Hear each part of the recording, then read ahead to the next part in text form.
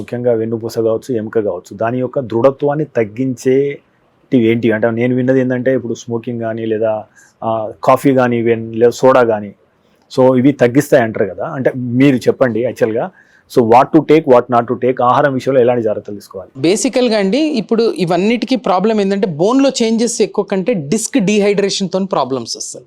So బేసికల్గా hydration maintain చేయాలి. So lot of fluids, fruit juices, salads, green leafy vegetables, ఇప్పుడు curd కానీ లేకపోతే కాల్షియం రిచ్ డైటరీ ప్రోడక్ట్స్ ఇవి తీసుకోవాలి.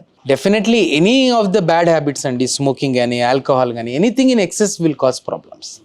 Anything you have a vice, moderation is always better. స్మోకింగ్తో ఏంటంటే ఈ కాల్షియం లాస్ కానీ ఇవన్నీ చాలా ఎక్కువ ఉంటుంది. These are very important factors అనమాట. డైట్తోని చాలా మటుకు స్పైన్ ప్రాబ్లమ్స్ ప్రివెంట్ చేసుకోవచ్చు. సో మనం అనుకుంటాం స్పైన్కి డైట్కి ఏం సంబంధం అని, కానీ సో ఆల్వేస్ అంటే human body you should understand 70% is water only. So any organ you need to maintain the longevity అంటే you have to hydrate it properly అనమాట. సో ఫ్రీక్వెంట్ ఇంటర్వెల్స్లో వాటర్ తాగడము, and obviously colas, sodas, these are all unnatural actually. Although కానీ problem ఏంటంటే anything unhealthy taste good for us. So that is a big problem. But we have to inculcate healthy habits, healthy diet.